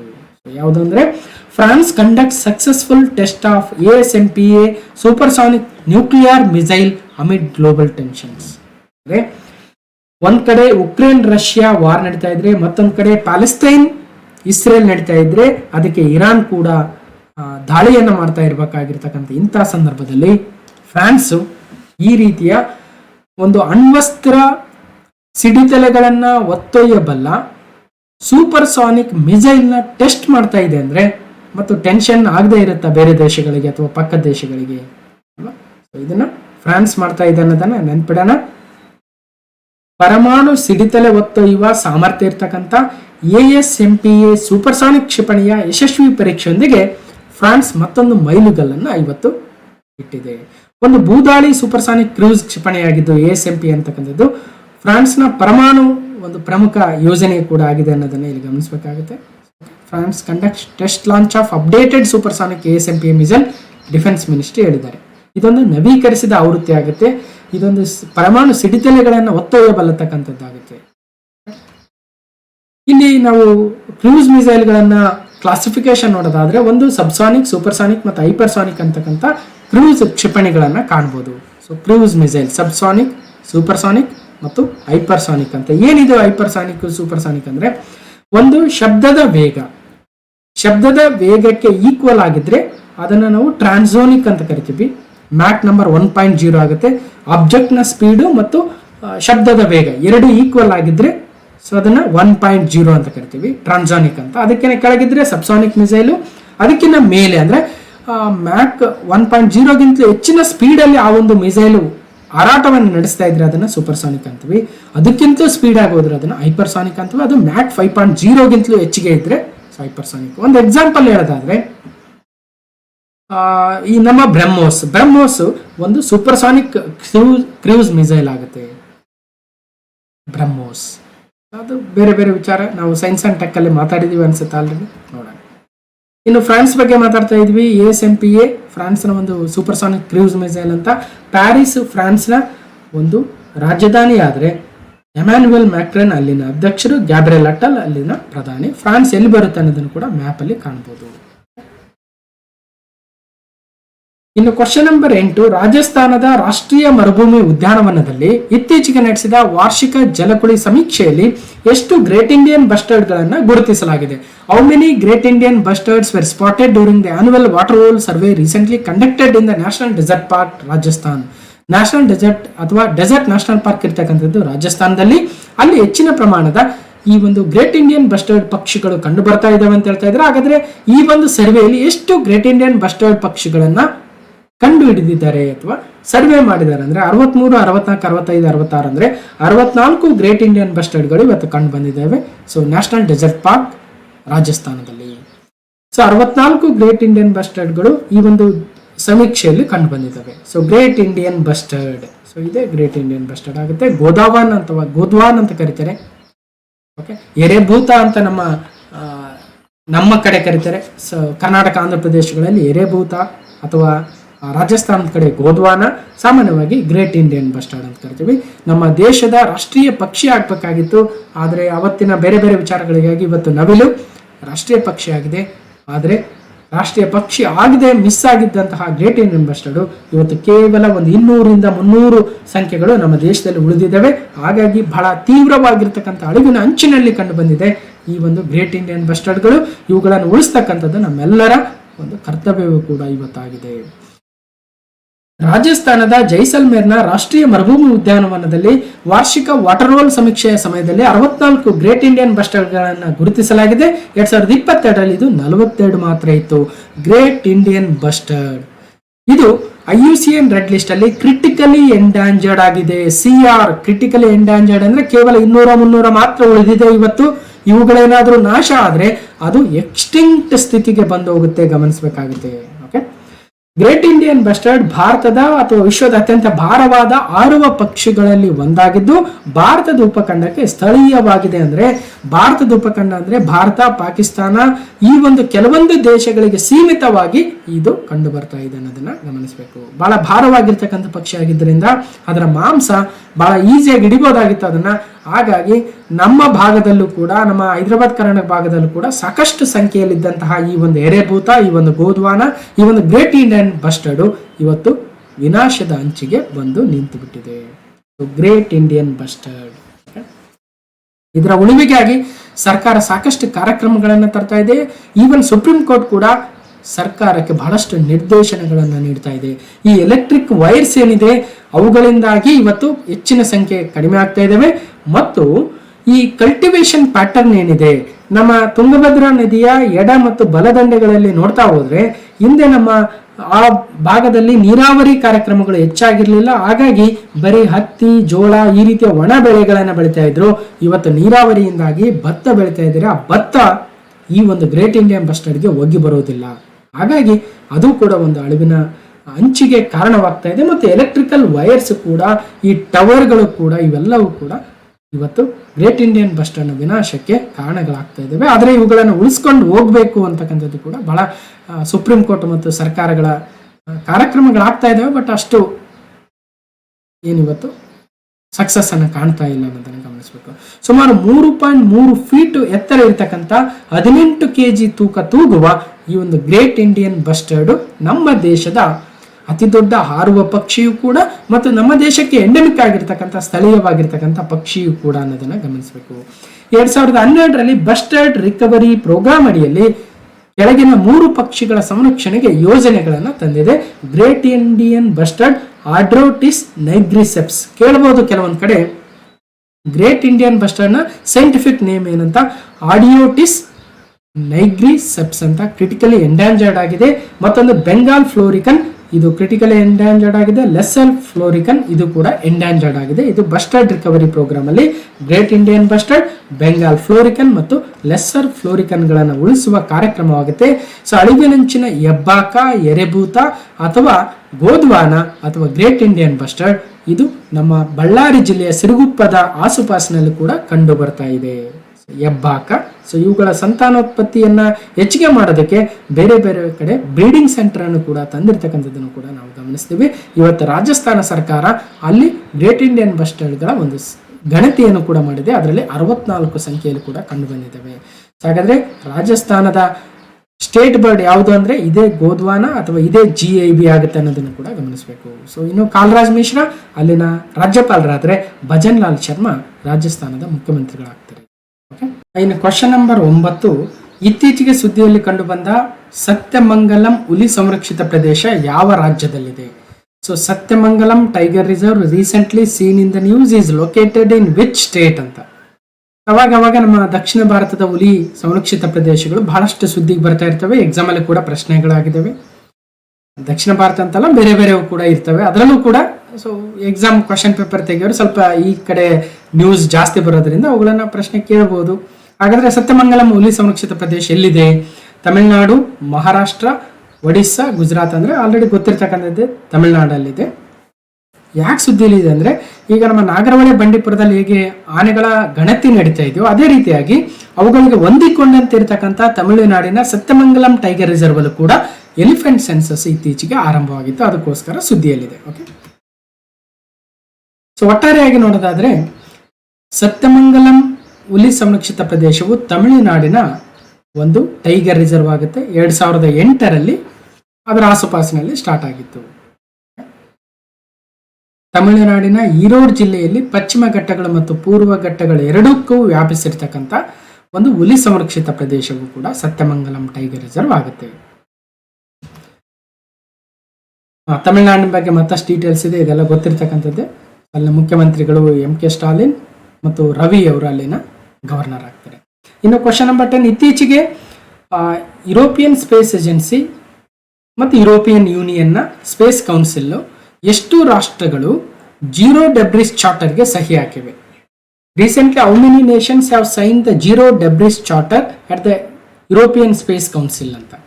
ಅಂದರೆ ಜೀರೋ ಡೆಬ್ರಿಸ್ ಚಾರ್ಟರ್ ಅಂದರೆ ಈಗೇನಾಗುತ್ತೆ, ನಾವು ಕಳಿಸಿರ್ತಕ್ಕಂಥ ಸ್ಯಾಟಲೈಟ್ಗಳು ಕಕ್ಷೆಯಲ್ಲಿ ತಿರುಗಬೇಕಾದ್ರೆ ಅವುಗಳಿಗೆ ಒಂದು ಅವುಗಳನ್ನು ಅಥವಾ ಅವುಗಳು ನೀಡ್ತಕ್ಕಂಥ ಮಾಹಿತಿಯನ್ನು ಪಡೆಯೋದಕ್ಕೆ ಒಂದು ನಿರ್ದಿಷ್ಟವಾಗಿರ್ತಕ್ಕಂಥ ಕಾಲಮಿತಿ ಇರುತ್ತೆ. ಆ ಕಾಲಮಿತಿಯ ನಂತರ ಅವುಗಳು ಹಾಗೆ ಸುಮ್ಮನೆ ಸುತ್ತಾ ಇರ್ತವೆ, ಬಟ್ ಅವುಗಳಲ್ಲಿ ಏನು ನಮಗೆ ಯೂಸ್ ಇರಲ್ಲ. ಅದನ್ನ ಡೆಬ್ರೀಸ್ ಅಂತ ಕರಿತಾರೆ. ಅದು ಸ್ಪೇಸ್ ಅಲ್ಲಿ ಇರೋದ್ರಿಂದ, ಬಾಹ್ಯಾಕಾಶದಲ್ಲಿ ಇರೋದ್ರಿಂದ ಅದನ್ನ ಸ್ಪೇಸ್ ಡೆಬ್ರೀಸ್ ಅಂತೀವಿ. ಹೀಗೆ ಇವತ್ತೇನು ಸ್ಪೇಸ್ ಅಲ್ಲಿ ಅನ್ಯುಟಿಲೈಸ್ಡ್ ಅಂದ್ರೆ ಉಪಯೋಗಕ್ಕೆ ಬಾರದಿರ್ತಕ್ಕಂಥ ಸ್ಯಾಟಲೈಟ್ಗಳೇನು ತಿರುಗ್ತಾ ಇದ್ದಾವೆ ಅವುಗಳನ್ನ ಕಡಿಮೆ ಮಾಡಬೇಕು ಅಲ್ವಾ. ಇನ್ನು ಮುಂದೆ ಕಳಿಸ್ತಕ್ಕಂಥ ಸ್ಯಾಟಲೈಟ್ಗಳ ಅವಧಿ ಮುಗಿದ ತಕ್ಷಣ ಅವುಗಳನ್ನು ಮತ್ತೆ ಭೂಮಿಗೆ ಕರೆಸ್ಕೊಳ್ಬೇಕು. ಈ ರೀತಿಯಾಗಿ ಯಾವ ವರ್ಷದ ವೇಳೆಗೆ ಜೀರೋ ಡೆಬ್ರಿಸ್ ಅನ್ನು ಮಾಡ್ಕೋಬೇಕು ಅಂತಕ್ಕಂಥ ಒಂದು ಉದ್ದೇಶ, ಮತ್ತು ಯಾವ್ಯಾವ ದೇಶಗಳು ಈ ಜೀರೋ ಡೆಬ್ರಿಸ್ ಚಾರ್ಟರ್ಗೆ ಸಹಿ ಹಾಕಿದ್ದೇವೆ ಅಂತಕ್ಕಂಥದ್ದು ಕೂಡ ವಿಶೇಷತೆ ಆಗುತ್ತೆ. ಸೊ 11, 12, 13, 14 ಅಂದ್ರೆ ಒಟ್ಟು 12 ದೇಶಗಳು ಯಾವ್ಯಾವು ಏನೇನು ನೋಡ್ತಾ ಹೋಗೋಣ. So Austria, Belgium, Cyprus, Estonia, Germany, Lithuania, Poland, Portugal, Romania, Slovakia, Sweden ಮತ್ತು ಯುನೈಟೆಡ್ ಕಿಂಗ್ಡಮ್ ಸೇರಿದಂತೆ 12 ದೇಶಗಳು ಯುರೋಪಿಯನ್ ಸ್ಪೇಸ್ ಏಜೆನ್ಸಿಯನ್ನು ಸೇರಿದಂತೆ ಒಟ್ಟು ಈ ಎಲ್ಲ ರಾಷ್ಟ್ರಗಳು ಸೇರಿ 2030ರ ವೇಳೆಗೆ ಜೀರೋ ಡೆಬ್ರಿಸ್ ಮಾಡೋಣ. ಅಂದ್ರೆ ಸ್ಯಾಟಲೈಟ್ಗಳು ಏನು ನಿಷ್ಪ್ರಯೋಜಕವಾಗಿದ್ದಾವೆ ಎಲ್ಲವುಗಳನ್ನ ಭೂಮಿಗೆ ವಾಪಸ್ ಕರೆಸ್ಕೊಳ್ತಕ್ಕಂಥ ಕೆಲಸವನ್ನು ಮಾಡಬೇಕು ಅನ್ನೋದಕ್ಕೆ ಜೀರೋ ಡೆಬ್ರಿಸ್ ಚಾರ್ಟರ್ ಅಂತ ಕರೀತಾರೆ. ಸೊ ಅದಕ್ಕೆ ಇವತ್ತು ಒಪ್ಪಿಗೆಯನ್ನು ಕೂಡ ಕೊಟ್ಟಿದ್ದಾವೆ, ಅದಕ್ಕೋಸ್ಕರ ಸುದ್ದಿಯಲ್ಲಿದೆ. ಓಕೆ,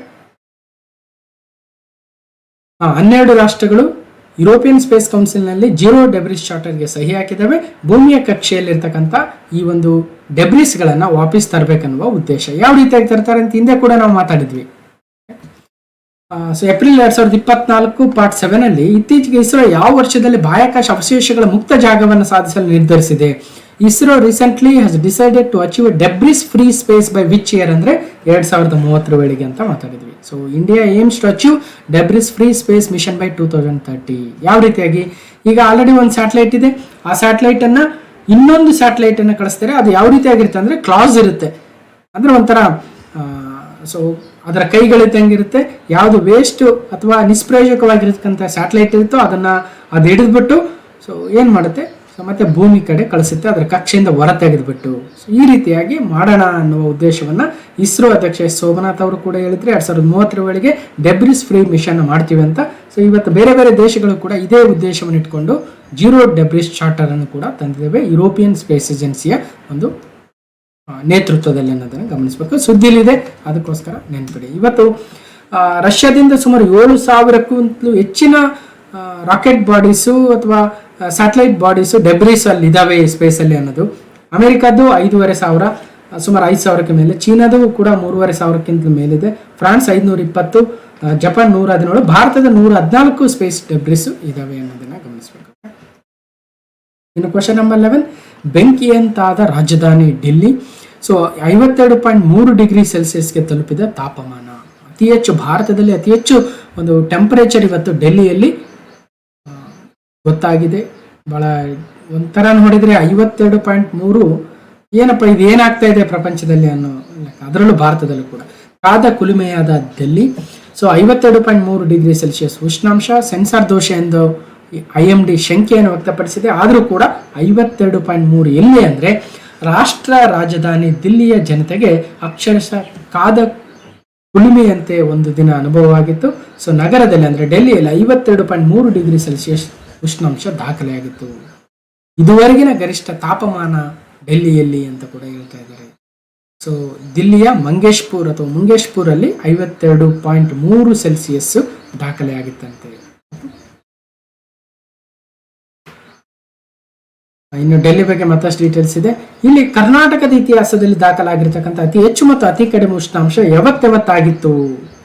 1928 ಮೇ 23 ರಾಯಚೂರಿನಲ್ಲಿ 45.6 ಸೆಂಟಿಗ್ರೇಡ್ ಉಷ್ಣಾಂಶ ದಾಖಲಾಗಿದ್ದೆ.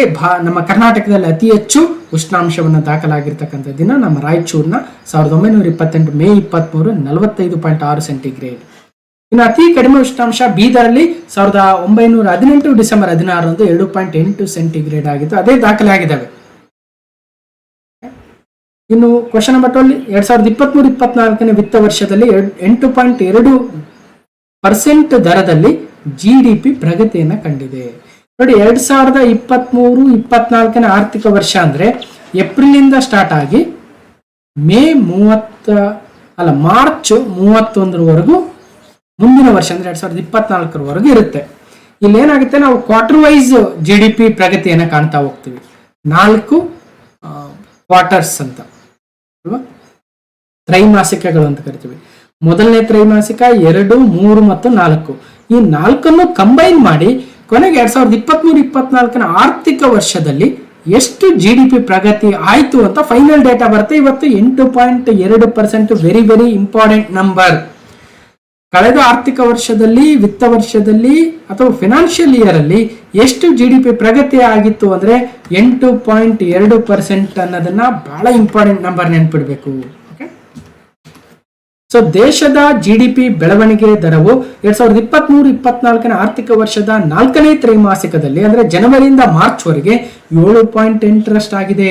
ಹೀಗೆ ಮೊದಲ ತ್ರೈಮಾಸಿಕ 8.2, ಸೊ ಎರಡನೇ ತ್ರೈಮಾಸಿಕ 8.1, ಮೂರನೇ ತ್ರೈಮಾಸಿಕ 8.6, ನಾಲ್ಕನೇ ತ್ರೈಮಾಸಿಕ 7.8, ಒಟ್ಟಾರೆಯಾಗಿ ಆವರೇಜ್ ಔಟ್ ಮಾಡಿದಾಗ 8.7 ಪ್ರಗತಿ.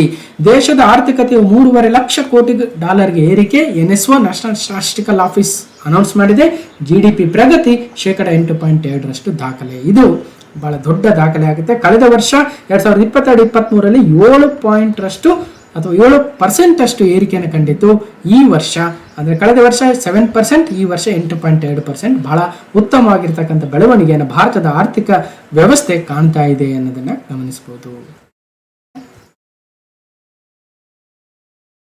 ನೆಕ್ಸ್ಟ್ ಕ್ವಶನ್ ನಂಬರ್ 13, ಬ್ರಿಟನ್ ನಿಂದ 100 ಟನ್ ಚಿನ್ನವನ್ನ ಹಿಂಪಡೆದ RBI ವಿತ್ಡ್ರಾಸ್ 100 tons of gold from Britain. Britain ದೇಶದಿಂದ ಭಾರತಕ್ಕೆ ಬರಲಿದೆ 100 ಟನ್ ಚಿನ್ನ. ಭಾರತದ ರಿಸರ್ವ್ ಬ್ಯಾಂಕ್ RBI ಬ್ರಿಟನ್ನ ಬ್ಯಾಂಕ್ ಆಫ್ ಇಂಗ್ಲೆಂಡ್ ನಲ್ಲಿ ಇಟ್ಟಿದ್ದಂತಹ 100 ಟನ್ಗೂ ಹೆಚ್ಚಿನ ಚಿನ್ನವನ್ನ ಇವತ್ತು ಭಾರತಕ್ಕೆ ತರುವ ಪ್ರಕ್ರಿಯೆಗೆ ಚಾಲನೆ ನೀಡಿದೆ. 1991 ಬಳಿಕ ಇಷ್ಟೊಂದು ಭಾರಿ ಪ್ರಮಾಣದಲ್ಲಿ ಚಿನ್ನವನ್ನು ಸಾಗಿಸ್ತಾ ಇರ್ತಕ್ಕಂಥದ್ದು ಇದೇ ಮೊದಲು. ವಿದೇಶಿ ವಿನಿಮಯ ನಿಧಿಯಲ್ಲಿನ ಚಿನ್ನದ ಸಂಗ್ರಹದ ಹೆಚ್ಚಿನ ಪಾಲನ್ನ ಭಾರತದಲ್ಲಿ ಇಟ್ಟುಕೊಳ್ಳುವುದು RBIನ ಉದ್ದೇಶವಾಗಿದೆ. ವಿದೇಶಿ ವಿನಿಮಯ ಮೀಸಲಿನಲ್ಲಿ ಮಾರ್ಚ್ 17ಕ್ಕೆ ಸಂಬಂಧಿಸಿದಂತೆ $648.7 ಬಿಲಿಯನ್ ವಿದೇಶಿ ವಿನಿಮಯ ಫಾರಿನ್ ರಿಸರ್ವ್ ನಮ್ಮ ದೇಶದಲ್ಲಿದೆ. ಇದರಲ್ಲಿ ಚಿನ್ನದ ಸಂಗ್ರಹವೇ ಸುಮಾರು $57.195 ಬಿಲಿಯನ್ ಆಗುತ್ತೆ. ಅದರಲ್ಲಿ ಎಷ್ಟು ಕೆಜಿ ಚಿನ್ನ ಇದೆ ಅಂದ್ರೆ 822.1 ಟನ್ಗಳಷ್ಟು ಚಿನ್ನ ನಮ್ಮ ದೇಶದಲ್ಲಿ ಇದೆ. ಅಂದ್ರೆ ಸರ್ಕಾರದ ಚಿನ್ನ, ನಮ್ಮ ಜನರ ಚಿನ್ನ ಅಲ್ಲ ಅನ್ನೋದನ್ನು ಗಮನಿಸಬೇಕು. ಬ್ಯಾಂಕ್ ಆಫ್ ಇಂಗ್ಲೆಂಡ್ ಸೇರಿದಂತೆ ವಿವಿಧ ದೇಶಗಳ ಸಂಸ್ಥೆಗಳಲ್ಲಿ ಚಿನ್ನವನ್ನ ಇರಿಸಿಕೊಳ್ಳಲು ಶುಲ್ಕವನ್ನು ವಿಧಿಸಲಾಗುತ್ತೆ. ಹಾಗಾಗಿ ಚಿನ್ನವನ್ನು ಭಾರತಕ್ಕೆ ತರಿಸಿಕೊಂಡ್ರೆ ಚಿನ್ನದ ಶುಲ್ಕದ ಉಳಿತಾಯ ಕೂಡ ಆಗುತ್ತೆ ಅಂತ RBI ಲೆಕ್ಕಾಚಾರ ಹಾಕಿದೆ. ಮುಂಬೈ, ನಾಗ್ಪುರದ RBI ತಿಜೋರಿಗಳಲ್ಲಿ ಭದ್ರವಾಗಿಡಲಾಗುತ್ತೆ. ಬ್ರಿಟನ್ನಿಂದ ಭಾರತಕ್ಕೆ 100 ಟನ್ ಚಿನ್ನ ಸ್ಥಳಾಂತರ. 1991 ಚಂದ್ರಶೇಖರ್ ಅವರು ಪ್ರಧಾನಿಯಾಗಿದ್ದಾಗ ವಿದೇಶಿ ಮೀಸಲು ಬಿಕ್ಕಟ್ಟು ಪರಿಹರಿಸಲು ವಿದೇಶಿ ತಿಜೋರಿಗಳಲ್ಲಿದ್ದ ಭಾರತದ ಚಿನ್ನ ಮೀಸಲಿನಲ್ಲಿ ಸ್ವಲ್ಪ ಪ್ರಮಾಣವನ್ನು ಅಡವಿಡಲಾಗಿತ್ತು. ಸೊ ಬಹಳ ದಿನಗಳ ನಂತರ ಈಗ ಮತ್ತೆ ಭಾರತಕ್ಕೆ 100 ಟನ್ ಚಿನ್ನ ವಾಪಸ್ ಬರ್ತಾ ಇದೆ ಅನ್ನೋದನ್ನ ತಿಳ್ಕೋಬೇಕು. 2004 ಎಷ್ಟಿತ್ತು, 2009 ಎಷ್ಟಾಯಿತು, ಹೀಗೆ ಚಿನ್ನದ ಮೀಸಲು ಇವತ್ತು 822.09 ಟನ್ ಚಿನ್ನ ಇವತ್ತು ನಮ್ಮ ಸರ್ಕಾರದಲ್ಲಿ ಇದೆ ಅನ್ನೋದನ್ನ ಗಮನಿಸಬೇಕು. 822 ಟನ್ಗಳಷ್ಟು. ಇದರಲ್ಲಿ ಜನರ ಚಿನ್ನದ ಲೆಕ್ಕ ಇಲ್ಲ, ಭಾರತದ ಜನರಲ್ಲಿ ಇನ್ನೂ ಸಾಕಷ್ಟು ಚಿನ್ನ ಇದೆ ಅನ್ನೋದನ್ನು ಕೂಡ ಗಮನಿಸಬೇಕು. ಅದನ್ನ ಸರ್ಕಾರದ ಒಂದು ಚಿನ್ನದಲ್ಲಿ ಕೌಂಟ್ ಮಾಡಲ್ಲ ಅನ್ನೋದನ್ನ ಗಮನಿಸಬೇಕು. ಒಟ್ಟು 822.10 ಮೆಟ್ರಿಕ್ ಟನ್ಗಳಷ್ಟು ಚಿನ್ನ ಇವತ್ತು ಭಾರತದ ತಿಜೋರಿಯಲ್ಲಿ ಅಥವಾ ಭಾರತ ಸರ್ಕಾರದ ಪರವಾಗಿ ಇದೆ ಅನ್ನೋದನ್ನ ಗಮನಿಸಬೇಕು. ಯಾವ್ಯಾವ ದೇಶ ಅತಿ ಹೆಚ್ಚು ಚಿಹ್ನೆಗಳನ್ನು ಹೊಂದಿದೆ ಗೋಲ್ಡ್ ರಿಸರ್ವ್ಸ್ ಅನ್ನೋದನ್ನು ಕೂಡ ನೋಡ್ಬೋದು. ಅಮೆರಿಕ ಮೊದಲನೇ ಸ್ಥಾನ, Germany 2, Italy 3, France 4, Russia 5, China, Switzerland, Japan ಮತ್ತು ಭಾರತ ಕೂಡ ಇದೆ. Next question number 14. T20 ವಿಶ್ವಕಪ್ ಆರಂಭ ಆಗಿದೆ. ಅಮೆರಿಕ ಮತ್ತು ವೆಸ್ಟ್ ಇಂಡೀಸ್ ಇದರ ನೇತೃತ್ವವನ್ನು ವಹಿಸಿದ್ದೇವೆ, ಆತಿಥ್ಯ ದೇಶಗಳಾಗಿದ್ದಾವೆ. ಈಗ T20 ವರ್ಲ್ಡ್ ಕಪ್ ನಡೀತಾ ಇದೆ. ನೋಡೋಣ, ಇದು ಕಂಪ್ಲೀಟ್ ಆಗಿ ಮುಗಿದಾಗಿದ್ರ ಮೇಲೆ ಸಪರೇಟ್ ವಿಡಿಯೋನ ಮಾಡೋಣ. ಅಮೆರಿಕ ವೆಸ್ಟ್ ಇಂಡೀಸ್ ಜಂಟಿ ಆತಿಥ್ಯದಲ್ಲಿ ನಡೀತಾ ಇರತಕ್ಕಂಥ T20 ವಿಶ್ವಕಪ್ನ 9ನೇ ಆವೃತ್ತಿ. ಎಷ್ಟನೇ ಆವೃತ್ತಿ ಅಂದ್ರೆ 9th ಆವೃತ್ತಿ. ಮತ್ತು ಯಾವ ದೇಶಗಳೇ ನಡೆಸ್ಕೊಡ್ತಾ ಇದ್ದೇವೆ ಅಂದ್ರೆ ಅಮೆರಿಕ ಮತ್ತು ವೆಸ್ಟ್ ಇಂಡೀಸ್ಗಳು. ಮತ್ತು ಇದರಲ್ಲಿ ಎಷ್ಟು ತಂಡಗಳು ಭಾಗವಹಿಸ್ತಾ ಇದಾವೆ ಅಂದ್ರೆ 20 ತಂಡಗಳು. 29 ದಿನಗಳ ಕ್ರಿಕೆಟ್ ಹಬ್ಬ, 55 ಪಂದ್ಯಗಳು ನಡೆಯಲಿವೆ. ಭಾರತ ತಂಡ ರೋಹಿತ್ ಶರ್ಮಾರವರ ನೇತೃತ್ವದಲ್ಲಿ ಐರ್ಲೆಂಡ್ ವಿರುದ್ಧ ತನ್ನ ಮೊದಲ ಪಂದ್ಯವನ್ನು ಆರಂಭಿಸಿ ಈಗ ನಡೀತಾ ಇದೆ. ನೋಡೋಣ ಮುಂದೆ ಏನಾಗುತ್ತೆ ಅಂತ. ಇನ್ನು ಯಾವ್ಯಾವ ತಂಡಗಳು, ಯಾವ್ಯಾವ ಟೀಮಲ್ಲಿ ಯಾರ್ಯಾರಿದ್ದಾರೆ, Canada, Bharat, Pakistan, Ireland, America, ಹೀಗೆ ಒಟ್ಟು 20 ತಂಡಗಳು ಭಾಗವಹಿಸ್ತಾ ಇದ್ದಾವೆ ಅನ್ನೋದನ್ನು ಗಮನಿಸಬಹುದು. 2007ರಲ್ಲಿ ಭಾರತ, 2009ರಲ್ಲಿ ಪಾಕಿಸ್ತಾನ, 10ರಲ್ಲಿ ಇಂಗ್ಲೆಂಡ್, 12ರಲ್ಲಿ ವೆಸ್ಟ್ ಇಂಡೀಸ್, 14ರಲ್ಲಿ ಶ್ರೀಲಂಕಾ, 16ರಲ್ಲಿ ವೆಸ್ಟ್ ಇಂಡೀಸ್, 21ರಲ್ಲಿ ಆಸ್ಟ್ರೇಲಿಯಾ ಮತ್ತು ಕಳೆದ ಬಾರಿ 22ರಲ್ಲಿ ಇಂಗ್ಲೆಂಡ್ ತಂಡ ಪಾಕಿಸ್ತಾನವನ್ನು ಸೋಲಿಸಿತ್ತು. ಈಗ 2024ರ ಈ ಒಂದು 9ನೇ T20 ವರ್ಲ್ಡ್ ಕಪ್ ಅಲ್ಲಿ ಯಾರು ಗೆಲ್ತಾರೆ ಅನ್ನೋದು ಕೂಡ ಕುತೂಹಲ ಇದೆ. ನೋಡೋಣ, ಮತ್ತಷ್ಟು ಡೀಟೇಲ್ಸ್ ಇದೆ, ನೀವೇ ನಿಧಾನವಾಗಿ ನೋಡಿ. Question number 15. ವಾಲ್ಮೀಕಿ ನಿಗಮದ ಹಣ ಅಕ್ರಮ ವರ್ಗಾವಣೆ ಪ್ರಕರಣ ಸಚಿವ ನಾಗೇಂದ್ರ ಅವರು ರಾಜೀನಾಮೆಯನ್ನು ಕೊಟ್ಟಿದ್ದಾರೆ, ನೆನಪಿಡಬೇಕು. ನಾಗೇಂದ್ರ ರಾಜೀನಾಮೆ. ಸಿದ್ದರಾಮಯ್ಯ 2.0 ಅವಧಿಯ ಮೊದಲ ವಿಕೆಟ್ ಪತನ, ವರ್ಷಾಚರಣೆಗೆ ಬಹುಕೋಟಿ ಹಗರಣದ ಮುಜುಗರ. ವಾಲ್ಮೀಕಿ ಪರಿಶಿಷ್ಟ ಪಂಗಡಗಳ ಇಲಾಖೆ ಅಧೀನದಲ್ಲಿ ಬರುವ ಮಹರ್ಷಿ ವಾಲ್ಮೀಕಿ ಅಭಿವೃದ್ಧಿ ನಿಗಮದ ಬಹುಕೋಟಿ ಹಣ ವರ್ಗಾವಣೆಯ ಪ್ರಕರಣದಲ್ಲಿ ಆಪಾದನೆಗೆ ಗುರಿಯಾಗಿದ್ದ ಯುವಜನ ಸೇವೆ, ಕ್ರೀಡೆ ಮತ್ತು ಎಸ್ಟಿ ಕಲ್ಯಾಣ ಸಚಿವ ಬಿ ನಾಗೇಂದ್ರರವರು ತಮ್ಮ ಸ್ಥಾನಕ್ಕೆ ರಾಜೀನಾಮೆಯನ್ನು ಕೊಟ್ಟಿದ್ದಾರೆ ಅನ್ನೋದನ್ನ ನೋಡಬಹುದು.